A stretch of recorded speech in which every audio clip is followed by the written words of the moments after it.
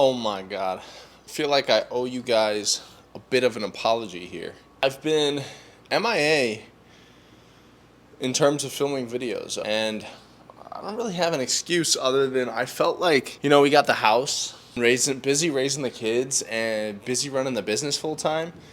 And I get a lot more satisfaction out of helping other people on their calisthenics journeys rather than my own fitness journey right now.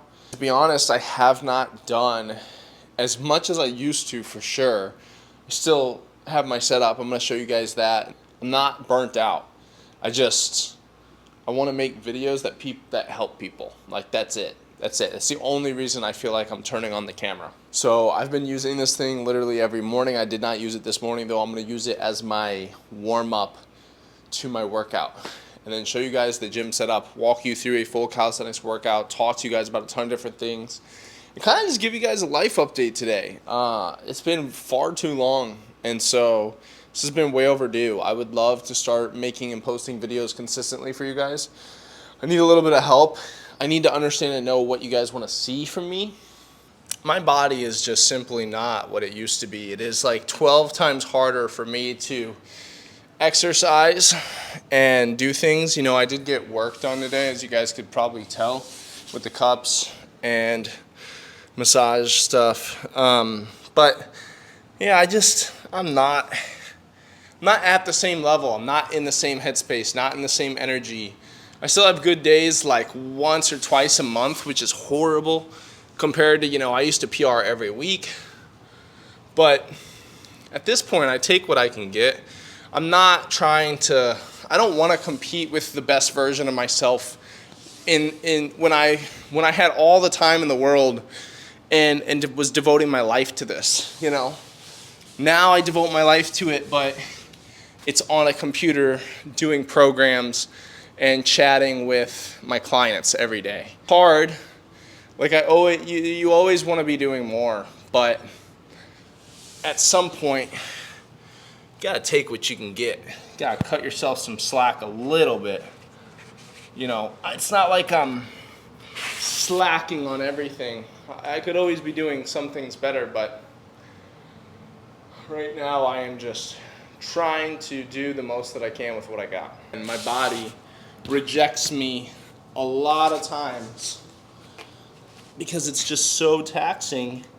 It's so taxing to do these calisthenics skills. And when you guys you gotta understand, I've been doing this for 9 years. Your body needs rest. It needs a break.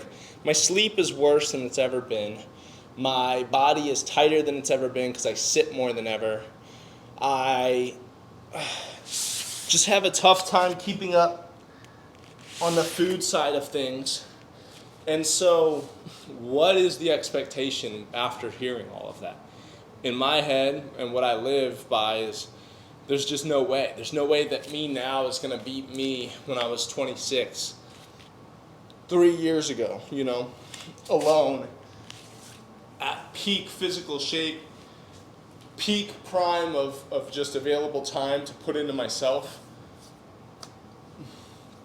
Now I spend all my time putting into other people.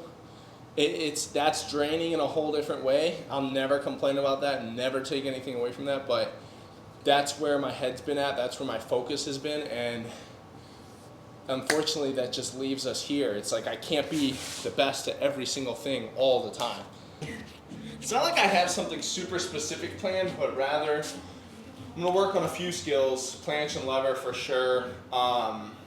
Aside from that, I'm just going to do a couple cool key movements that help me keep my strength, help me progress even when I don't utilize full 2-hour workouts anymore.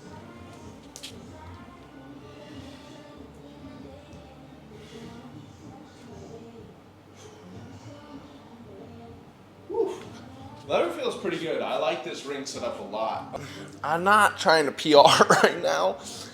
Especially, I kind of want to just get moving, stay moving, get my muscles moving, see what kind of exercise I can do. I am going to whip out, I got my gym bag. I'm going to grab the parallettes and hook those up and see if I can't do some planche work. Let me put this band up though. I'm not too convinced.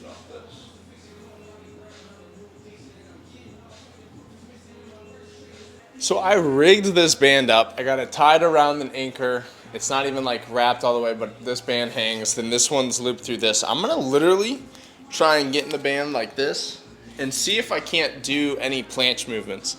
I guess I'll use the high bars unless I don't think it'll pull me at all. So maybe I do have to bring it down to the low bars. We'll see.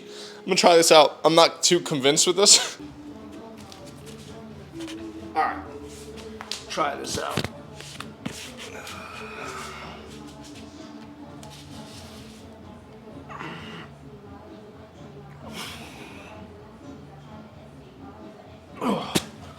Okay, not too bad.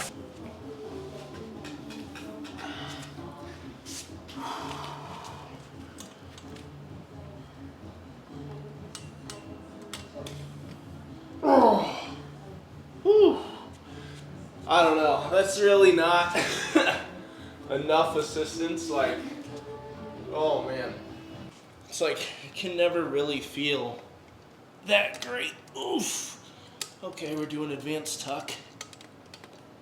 Keeping that compression, keeping that forward lean, and that protraction, and that weight.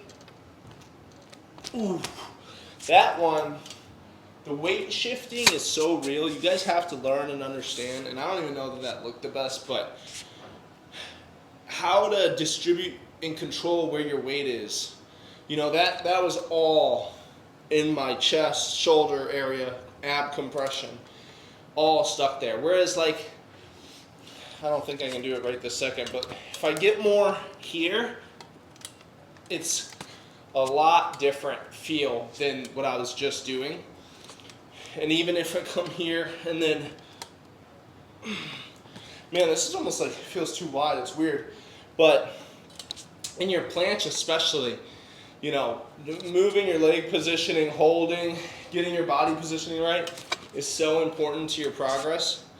The advanced tuck planche dips felt great. You know, that's really hard for me, and I'll have to watch it back and see, but that progression is just insane. It's just fun, if nothing else, for me to do. For you guys, tuck planche dips I would highly advocate you to do. I think it just gets you stronger. Doesn't need to be your main thing. You still should work on planche progressions, single leg, tuck, advanced tuck. But you have to learn with the planche where you can actually hold for time and work through that time and really build your time up. I PR'd a 6-second straddle, and I did a 12-second single leg tuck. Pull-ups are not a beginner skill. They're not a beginner exercise. You guys have to understand that most of the world can't even do pull-ups. So, you know, learning how to actually activate the right muscles is huge for your pull-ups. You have to understand that, like, to pull from here, I see so many beginners struggle. And if you haven't worked on understanding how to recruit your muscles, like your back, your arms, engaging your lats, your rhomboids are involved, your traps, so much. So what you want to do is, when you're first learning, you got to cut yourself some slack. Your form's not going to be great, but if you can do exactly what I was just kind of doing, where I show you guys go from dead hang to that first activate to pull, I mean, the back engagement is so much more. Where if you're just pulling like this, you're weak. You're just weak in that position.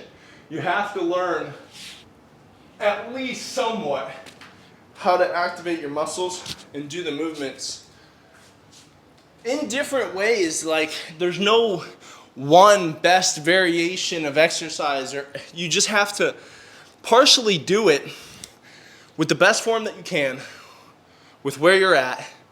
And as soon as you get kind of good at that, start exploring different progressions at the same time.